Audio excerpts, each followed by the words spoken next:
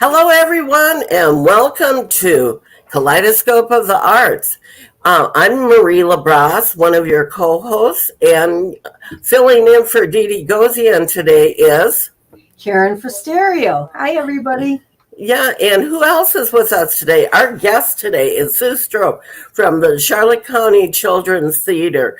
And I'd like to, before we get started, I want to recognize who our sponsor is for our program. Without sponsors that actually support us and support our programs, we couldn't be. So thank you to Wendy Namick from Namick Portfolio Investment Professionals. You can find Wendy at www.namick.com, 941-429-2911, or email Wendy at namack.com. It's spelled Namack. And in case everybody's listening to me, I sound like I have a head cold. I'm just recovering from COVID.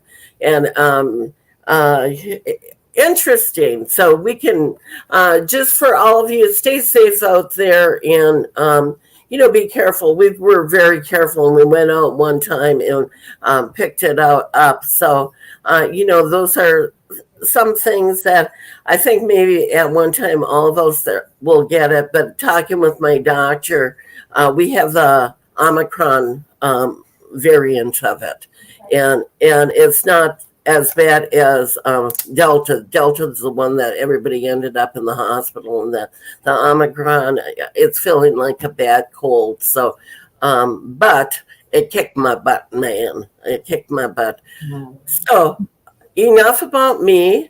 I'd like to remind people you're listening to us from WKDW 97.5 FM, Real Community Radio, and we're coming out of Northport from Bishop West Real Estate Tower. And thank you, Bishop West, for sponsoring our tower, because you couldn't hear us on air, but you can listen to us on www.kdwradio.com from any place in the world. And you can also, if you have a smart speaker, whatever you call your smart speaker, and I'm going to turn yours on right now for you. Alexa, play WKDW 97.5 FM Rural Community Radio, and we'll come on. So thank you, everybody, for taking the time out of your busy day to come in to listen to us. Karen, before we get going, do you guys hear a background noise on your end? It might be on mine. I would like to find out what is happening at the Northport Arts Center, because I know you have the children's program going on right now. Yes. Tell me a little bit about what's going on. Well, art camp started this morning for the children from 6 to 12 and the teen camp. And they had a great morning. They were making octopuses and octopi, I guess it's called, and seahorses and mermaids and all type of thing. And the older kids did some alcohol ink on tiles. And so they all went home a little after 1. So now it's quiet here. Is it, because I hear background talking. Is somebody in the background talking? Michelle's no? Out in the gallery, but well, there you have it. So what a lot of fun. And that's one of the things that we want to talk about today, is how important it is to get your kids involved in the art. With the summer with wind down and that, and your kids you're looking for things for your children to do. And not everybody is an athlete, and who wants to go out in this heat here in Florida, and do that. And one of the things that, not only with the art camp, and there's still a few openings, aren't there, Karen? There's the first 5 weeks are full. I think there's a couple openings for the last 6, 7, and 8. So yeah, but the first ones are full. And you can go to the northportartcenter.org and actually look at their website and then figure out what's open in there. You can go under youth classes and stuff and see what's being offered there. And other than that, we have a new exhibit in. It's called The Garden Party, after Ricky Nelson's song. And we had a very nice reception, not this past Friday, the Friday before. And so we're busy with that. We've got we put some more artwork into City Hall this morning, the Ukrainian show that we had here. So that's now up at City Hall, and all around town there's artwork somewhere. So this is really great. It is, and people heal through art, and that's one of the things that Sue. We're going to talk with Sue a little bit about this because Sue set up an anti-bullying program with some of her performers that went around and actually did performances within the school systems and different places around. And I do know that Northport. I'm going to let Joan Morgan make the announcement on one of the shows that I'm doing, but they do have an anti-bullying program that they're going to be talking about and actually introducing within the schools this year. So with that being said, let's introduce to you the famous Sue Strope. Now, Sue Strope, and I'll let the audience know exactly how I know Sue. When I was with the Charlotte Players, over the years, I've been involved with the Charlotte Players, and I actually helped develop the Kids on Stage program there. And Sue was one of our main directors for the Kids on Stage program. Sue actually and Sue, I'm going to let you explain to people what your background is. And you even went to grad school, and you went and did grad school things in Mexico. She's bilingual. She can speak both Spanish and English. Yes. She's a multi-talented person. So go ahead, Sue. Tell me. Well, can I talk about Ricky Nelson first? Yeah, go ahead. Okay. This is one of the reasons that being involved in the arts is so important. Ozzie Nelson was his father. Ozzie Nelson grew up with my two uncles in Ridgefield Park, New Jersey. He and my uncles danced together. Now, a lot of the kids who start, at a young age end up having it as a career. So Ozzie loved it so much that he decided to go into it as a career. And my uncles didn't, they ended up running a company and being a big CEO, but he really loved it. And you don't know what you want to do until you do it. And I think that's really important. It's hard for kids to know what their strengths are unless they try out a lot of different things. And I think one of the hardships right now is that the schools just can't afford heavy duty arts programs. When they have to cut back, one of the first things that goes is the arts. And performing arts are very expensive. That's why we're right now running a fundraiser trying to raise money for this summer's program. And we do fundraisers throughout the year. If anyone wants to help us, text 90412. Yep, there you go. Thank you. And and just text give to 90412 and do some questions. And even if you do one, it helps us. That's $1.50.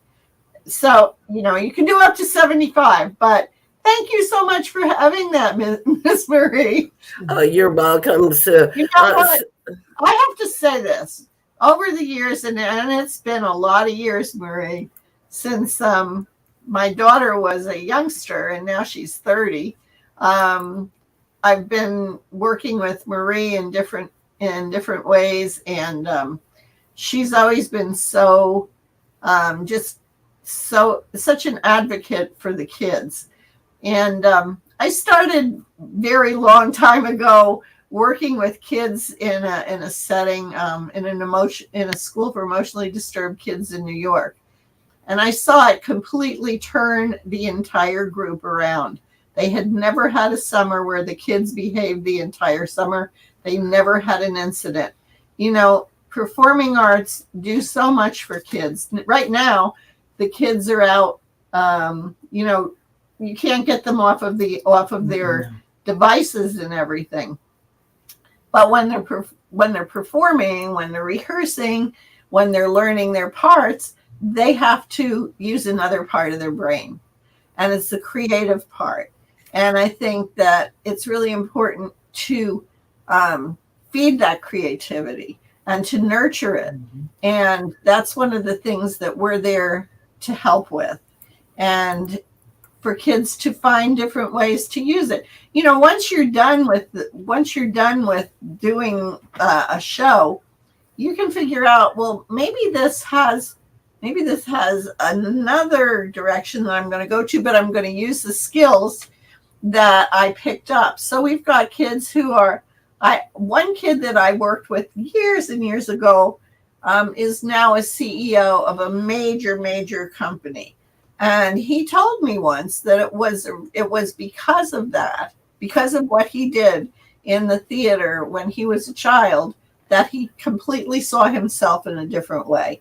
And he decided that that was something that he could do with that he could be something better than what he ever imagined before.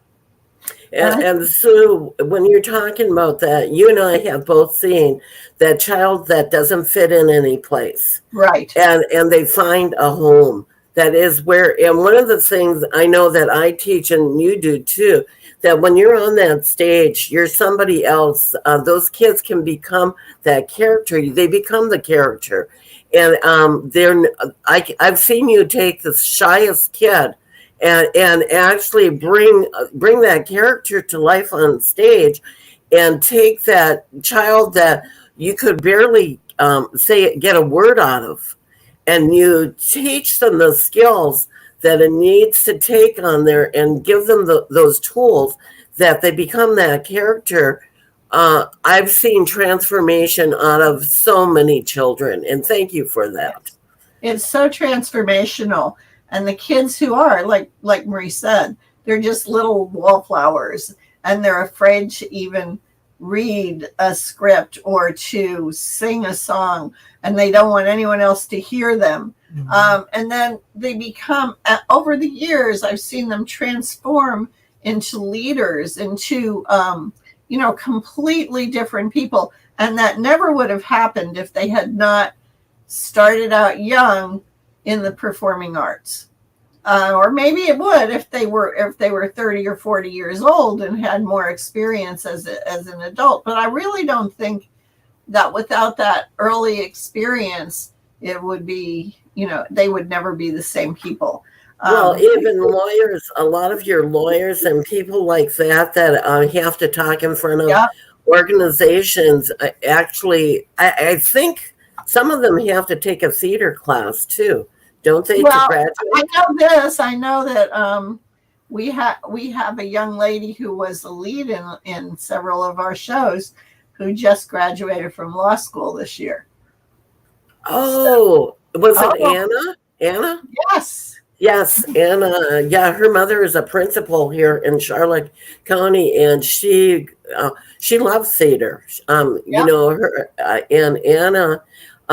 With a lot of these kids, I know even with my grandchild, and to be able to talk in front of groups and get up on stage, because one of the biggest things, I don't know how they do it. They memorize.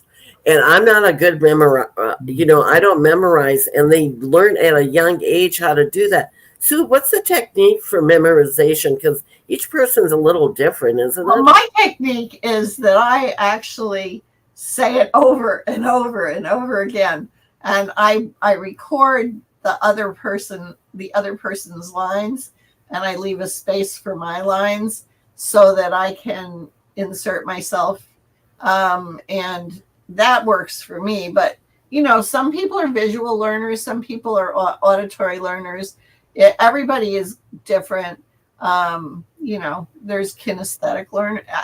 You name it. Well, and another thing is for learning, when you're learning lines, and a lot of people may not know this. I don't even know if Karen knows this. Learning about blocking. Blocking is where they have to stand in their spot on stage. And some people do not learn their lines permanently until they're blocked because of how their memory and their where they need to be for that line. Muscle memory. Mm-hmm. Yeah. And I've seen that. I took one acting class. I've taken improv classes, but I've taken one acting class, and I learned so much in that one acting class about all these different things. And I didn't realize how hard blocking is. The blocking part of where these people are standing on stage. You guys have no idea how hard that is at times. It's a big deal. I can tell you the last show I was in for the players, the director cast me and I said, I can't remember lines anymore. And he said, oh, you don't have many lines. And I took the script home and I counted my lines, and I had 101 times that I spoke, and some of them were big, like not a line, but a lot of lines. But yeah, and I thought I'll never learn it. And somehow by the grace of God, I learned my lines. So, it's something that it'll stretch you. It'll make you a different person. I know my daughter was in Peter Pan, and she did a 4-hour show, 119-page script as Wendy, and she memorized the whole thing, and she was in like almost every scene. I don't know how she did it, and she didn't miss a beat when she was doing her lines. So, everybody's different. I don't try to force kids that are completely they have no experience whatsoever unless they think that they can do it. I won't ask them to, do 50 lines or anything like that. Most of the kids work their way up to where they get more and more and more lines, more involvement. But there's some kids. There was a little girl named Brianna here in Northport who came to one of our auditions years ago, and they didn't cast her because she was only 6 years old. Well, she cried and cried and cried, and I just had to console her. And I said, I'll tell you what, because I was also directing other shows there. I said, I will cast you in our next show. And I did. And that little girl ended up moving her family out to Hollywood so that she could participate in actual movies and all kinds of stuff. But she was amazing. And she just had it in her to be an actress. So you see all kinds of things like that can happen. I'm so excited about what we're doing this summer, which is Fiddler on the Roof. And the first one of my favorites, yeah. It is absolutely phenomenal. Yeah, there it is. That's our Facebook page, and I invite everybody to go on our Facebook page, like us, and visit it as much as possible to keep up with our activities. But Fiddler on the Roof, I first was actually Seidel and grandmother Seidel when I was at American University in college back in, I'm not going to say when, it was a really long time ago. And then I did it as one of the mamas, and I was one of the gossip ladies. But I love it so much. And then I also directed it previously. And the kids, they just I don't know. It's a beautiful story. It actually began in 1964 on Broadway, and for that time period, when it had hit 3,000 shows, it was the longest running musical production that had ever been on Broadway. So it's a story that everyone can relate to. And one of the reasons that I wanted to do it this year is because it deals with Russian, the Russians and how they pushed the Jewish people out with pogroms and made it so difficult. And with the Ukrainian situation right now, and because we have so many Ukrainian families in the area that we embrace and love, and sympathize with, obviously, that I think we can see that there's a lot of I don't know, commonality, I guess, in what happened then and what's happening now. You know, it's a difficult scenario when you can no longer live in the place where you grew up and you have to leave your traditions behind. And the traditions are often what makes a community.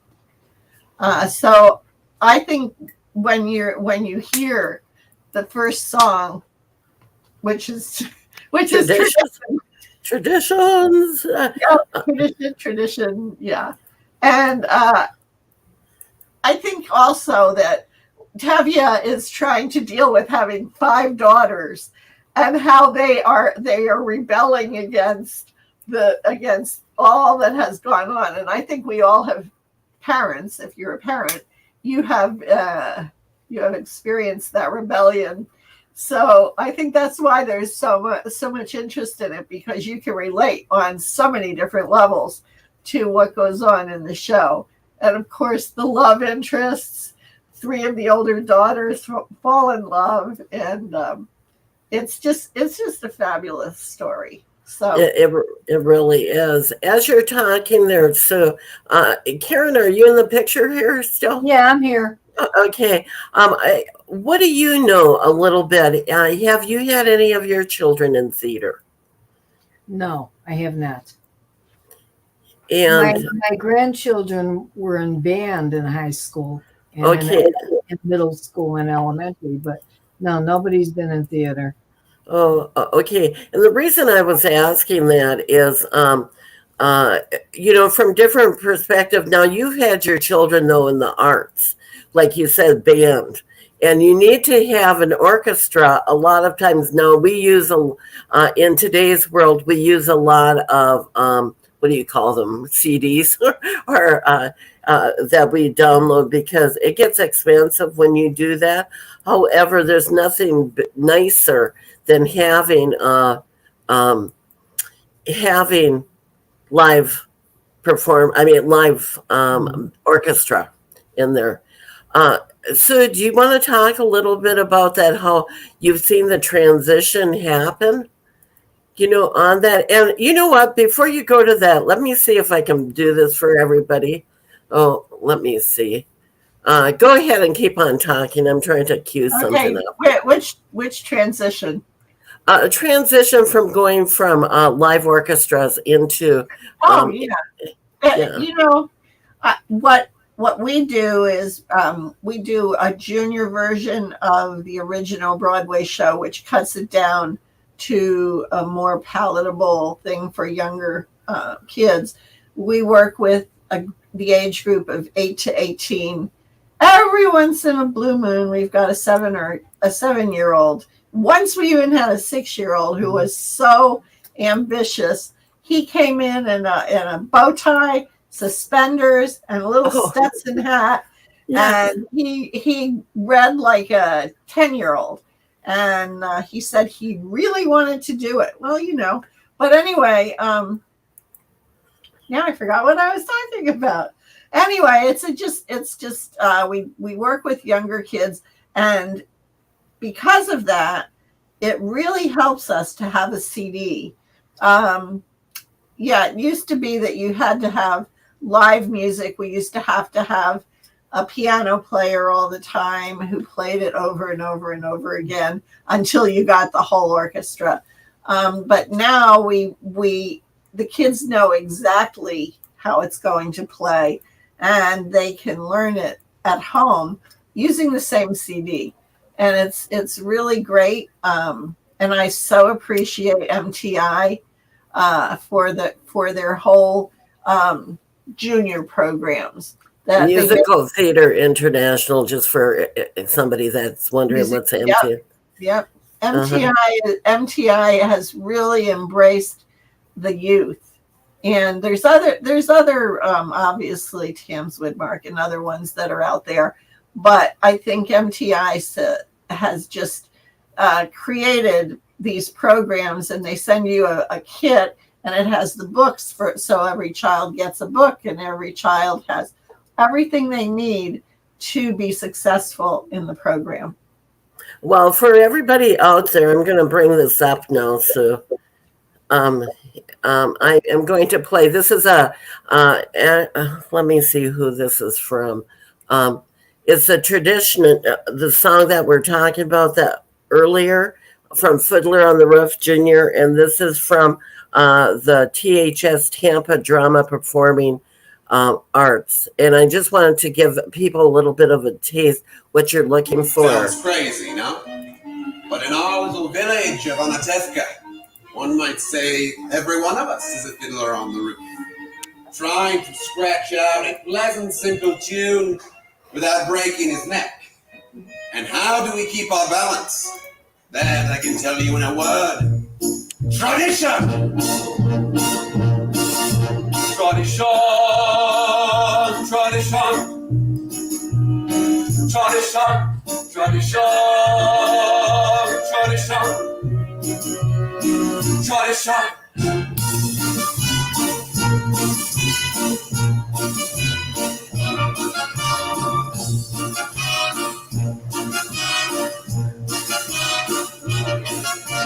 Here in Anatevka, we have traditions for everything. How to eat, how to sleep, how to wear clothes. And because of our traditions, everyone knows who he is and what God expects him to do. Day and night must scramble for a living, feed their wife and children, say his daily prayers, and who has the right as a master of the house to have the final word at the papa. Tradition, the papa.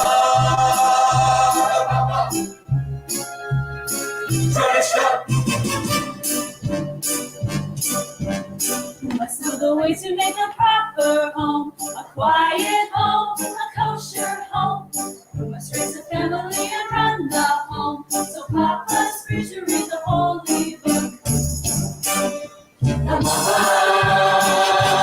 mama, tradition, the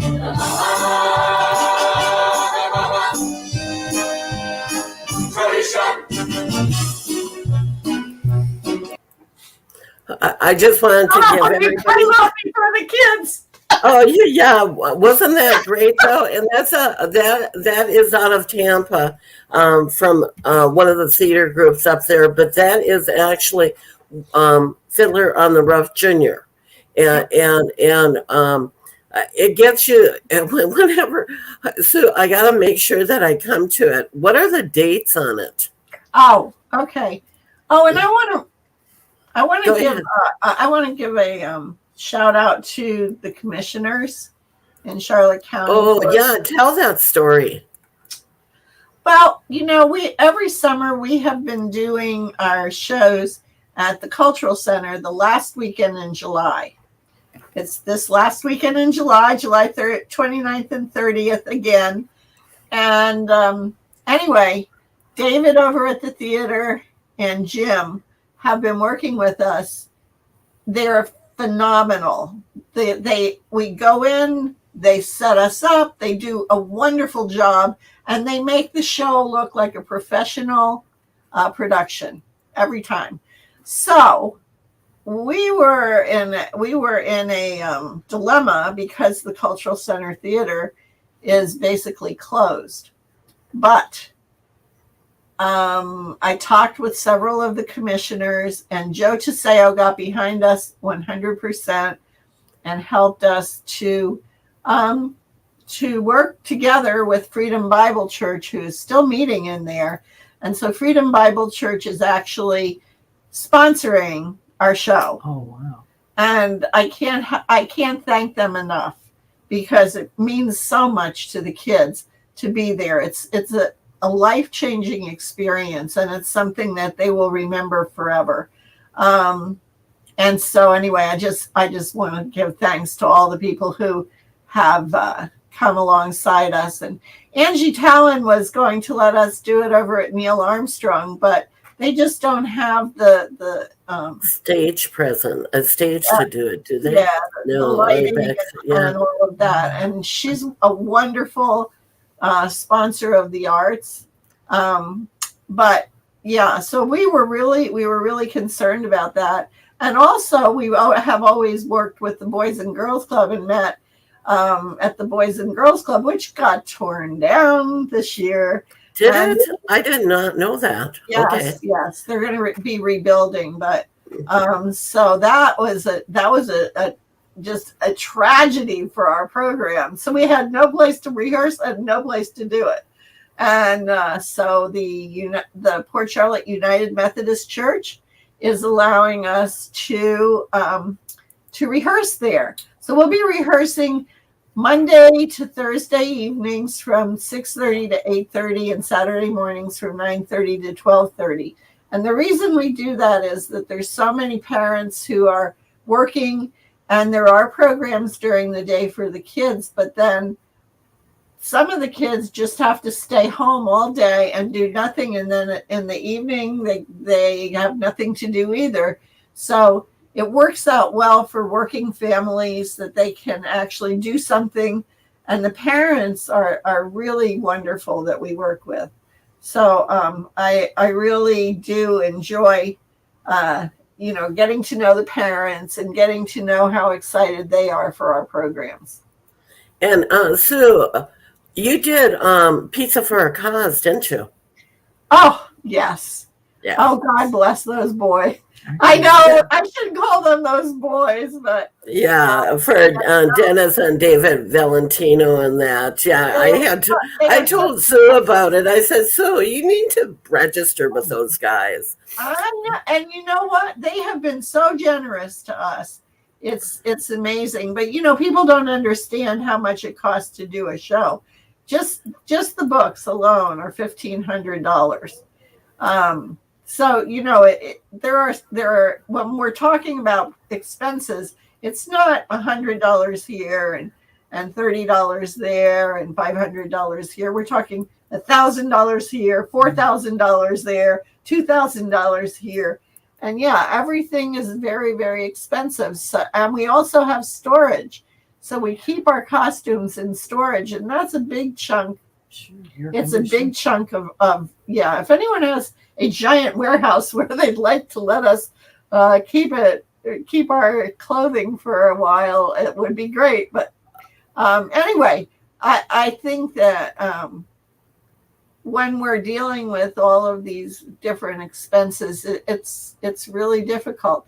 And that's why anyone who can help us with our fundraisers, especially the Don't Spend a Dime fundraiser that we're doing now, and you can just help us out by filling out a few survey questions. We did that last year, and we raised enough to help us tremendously with our production costs. Yeah, how do you do that, Sue? Who are you signed up with? Because it's I know that the players did it too, didn't they? Yes, I think so. It's 100X, and they work with nonprofits,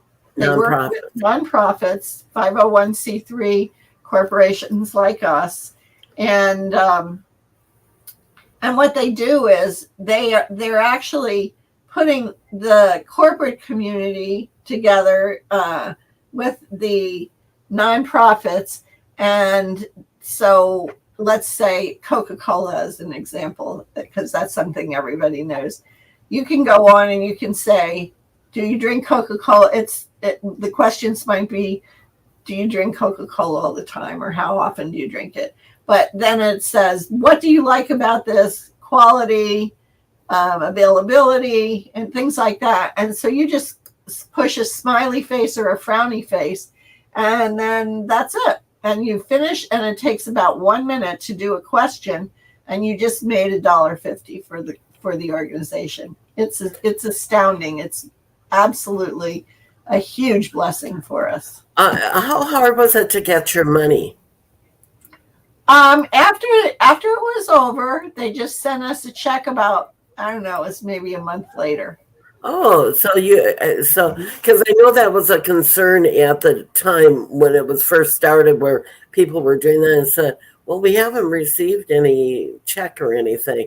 So you didn't. I don't actually remember if it was, maybe it was a direct deposit. I just know it took about a month.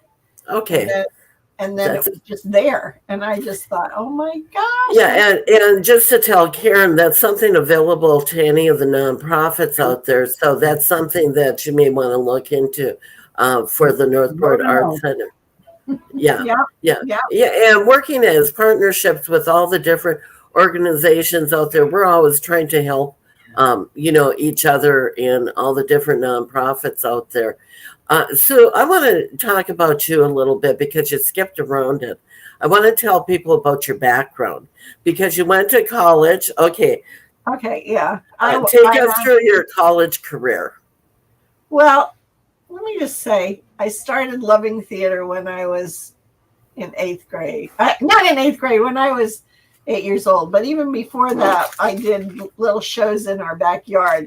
And I loved doing it because I could make my little brother the horse. And he had to stay down on all fours. So that was great. And I have to tell you this, the girl who wrote our scripts back then is a nationally known playwright right now. She recently had one of her scripts performed at Arena Stage in Washington, D.C. So if you think this is just playing, it's not. It can be a lifetime career. Not just as an actress, but as whatever interest, a techie, a writer, or whatever. But anyway, okay, so I played the lead in a lot of shows when I was young. And then I got to college.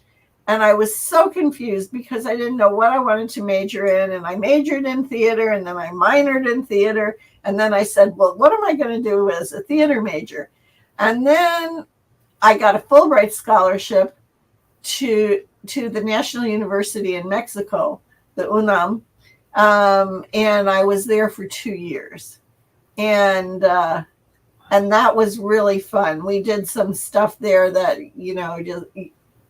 it brought theater to one of the shows I did. They did a national tour for 6 months after it was over. So it was very, very exciting. And then I went into the Army and I was an O3B20, which is an entertainment specialist for theater. And then I went to Cal State LA. And I did 2 more years of graduate school in theater.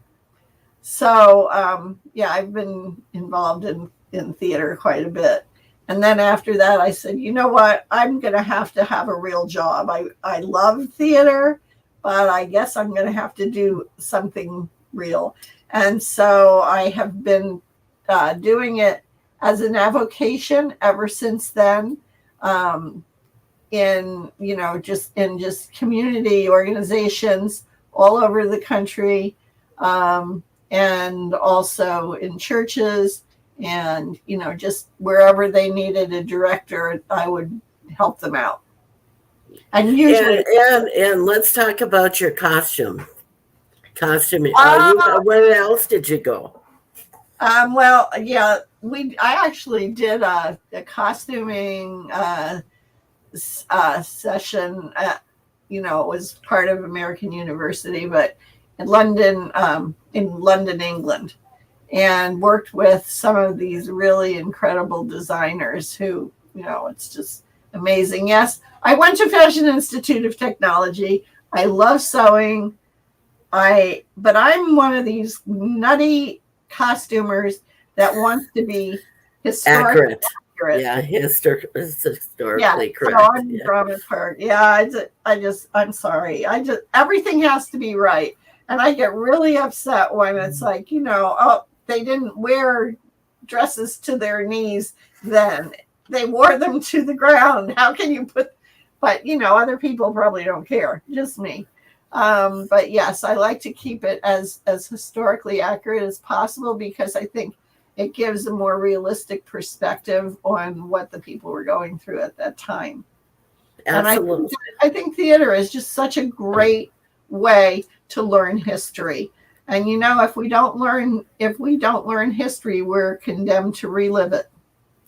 So, that is so true, Sue. I'm a history nut anyhow, and it just repetition, and it passes generations. Our generation if we go back in time, even with the pandemic and stuff, you go back to 1918, and you also go into typhoid Mary, and different things. I just did a show the other day about that.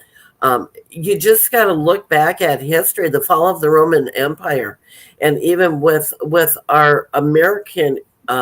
What we have going on here, and I don't want to get political or anything, but we are considered the great American experiment. And you have to go back into history and see why different civilizations or different governments did fail. And you can see repetition already here. You look back and you go into the fall of the Roman Empire, it all boils down to. Yeah, I just recently, and I think if people study how Hitler took over Germany, I think that would be interesting. And it was so short of a period of a time. It was within 4 years. It was a 4-year period of time. And History Channel has a really great program out about the history of him, because he was jailed back in the 1920s because of what they were doing, and then he got in. He knew how to manipulate the people around him and to get into the right people, and then end it. Yeah, and how easily people can be fooled. That's why I never take anything at face value. I drive people nuts too. You know that, so I want to know why. I always want to know why. I think that's a very important thing. Yeah, absolutely. Let's get back to Fiddler on the Roof, because hopefully I can make it. I'm supposed to be going to Minnesota, and I'm looking and I go, oh man, am I going to be gone again? Because I think I missed yours last time because I was gone. Last year we did Seussical. It was and that's another one of my favorite shows, Seussical. I've been involved in so much of the children's theaters, and there are certain ones that I actually pull out and I go, oh man, I just love these shows, and I love to see the growth of the kids, and I love to see the kids before backstage. I also love to see where the kids with their after parties and what kind of a bond that they create among the cast. You know what? What I love, our kids just love each other so much, and they'll have somebody come in, especially if it's a little one, and they'll start loving on them right away. The older ones, they'll just embrace them, they'll start talking with them. But when they get back together again from the last show that they did, it's like, oh my gosh, and they're all hugging and so excited to see each other.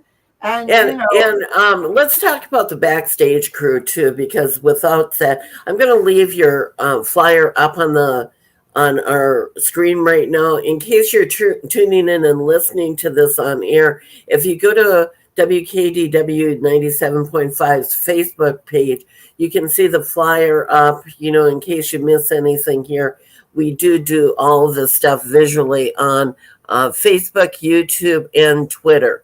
So in case you're ever looking for anything, you can go to the WKDW 97.5 Facebook page, Twitter page, and YouTube page and find all that information. And with this show, you can go to the Northport Arts Center Facebook page also, and it'll be there. Besides my personal one, but I don't even know if you're all my personal friends. One of the things I wanted to say, and a lot of people don't understand this. Yes, we have auditions, but everybody who signs up for the camp is automatically in the show. So we do audition because we want to correctly put the people in the best part for them. But our audition period is actually very short. It's the 30th. And then whatever we have to do, it'll be the next time we get together. But June 30th is the big night. So I hope everybody can make it and please let your grandkids know about it, and your neighbor kids. And, there's a lot of kids who are sitting at home doing nothing that they don't even know that they love it. One of our kids, who's the biggest advocate for us right now, got paid to do it by his grandmother. And he said he didn't want to do it. He said, no. And she said, if you go, I'll give you this much money. Now he's like, I'm trying to tell everybody how much fun it is. Why won't they understand? It's so much fun. And, so I think if you just bring them, what's that thing? If you build it, they'll come. They'll come. Yeah. Yeah. So if you bring them, they'll love it.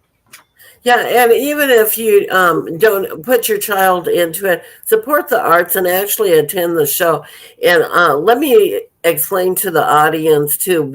Rehearsals begin June 30th at the Port Charlotte United Methodist Church at 21075 Quezada Avenue, Port Charlotte, and that's on the corner, Sue, isn't it, of Quezada and Piscaya, maybe.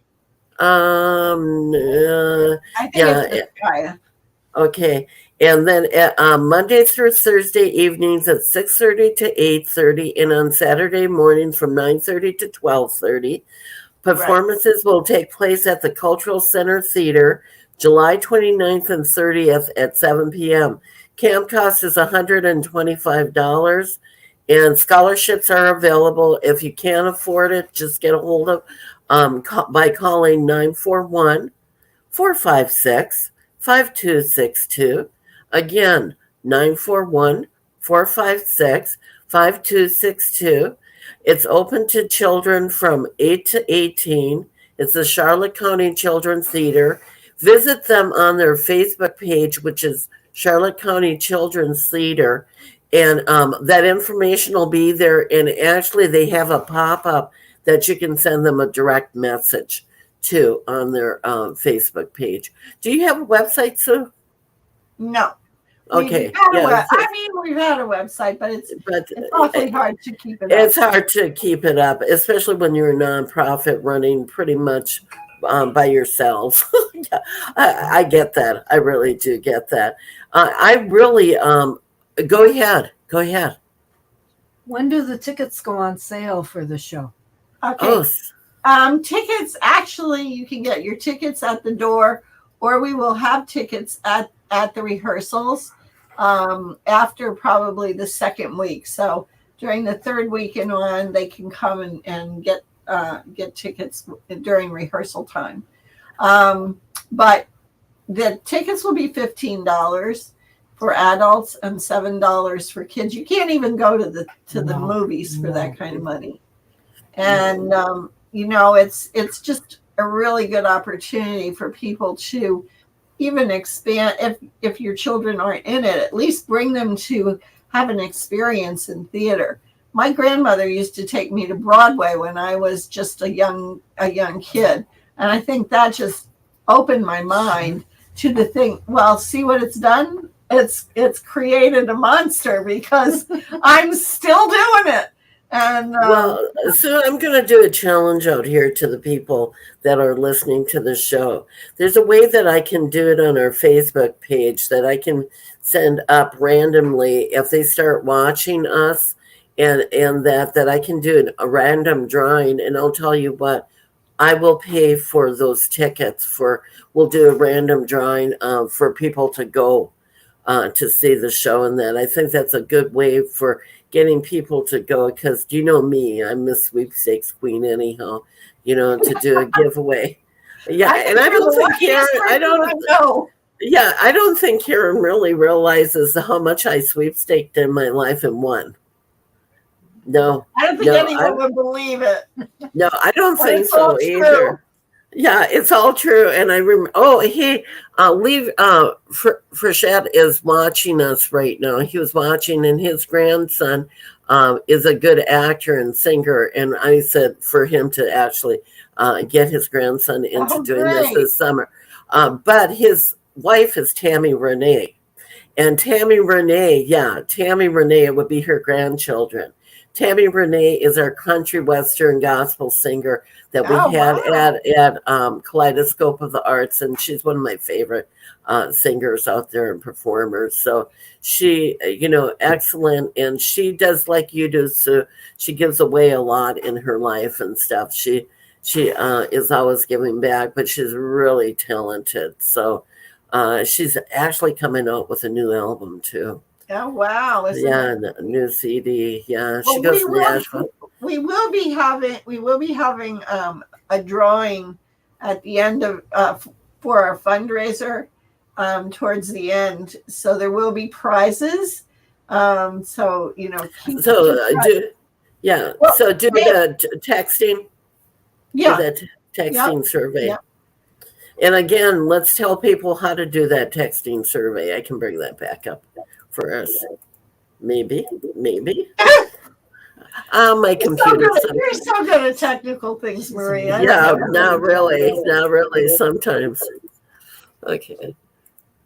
I'm getting I back. can say it. It's 90412. Text give to 90412 and pick Charlotte County Children's Theater. Charlotte County Children's Theater is spelled R-E, not E-R. So we're the British.